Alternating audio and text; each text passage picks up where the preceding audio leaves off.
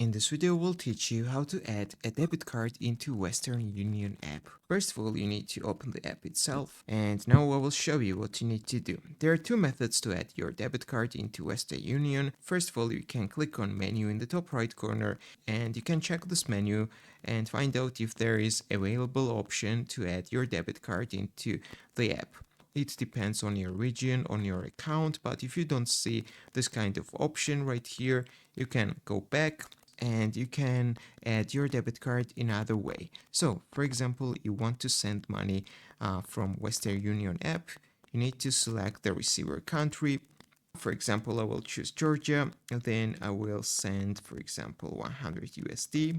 And after that, it gives me a few options for the payment. Right here will be credit card, so I need to click on credit card. As you can see, it has got an extra fee. So I will click on continue.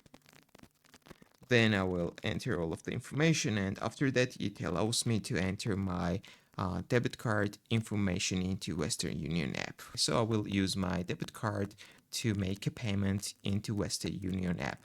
So if this video was helpful for you, don't forget to click the like buttons and don't forget to subscribe.